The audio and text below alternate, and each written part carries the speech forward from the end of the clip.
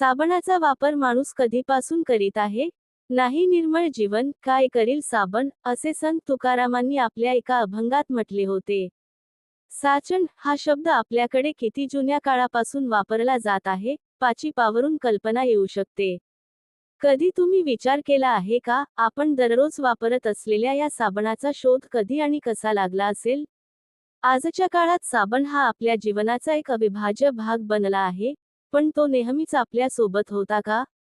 मानवी शरीराची बाह्य स्वच्छता करणारा साबण हा चक्क हजारो वर्षांपासून वापरला जात आला आहे, पण वेगवेगळ्या स्वरूपात. चला जाणून घेऊया साबणाच्या हजारो वर्षे जुन्या इतिहासाची आणि त्यामागील काही रोचक तथ्यांची कहाणी.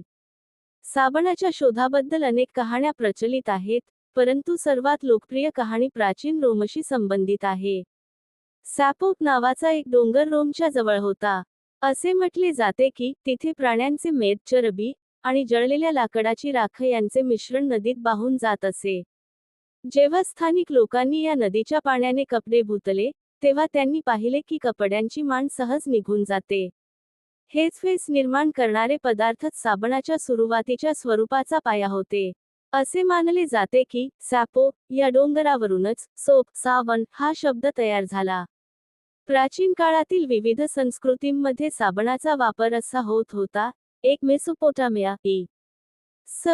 पू. 2800 इतिहासात प्रथमच साबणाचा उल्लेख मेसोपोटामियन संस्कृतीत सापडतो.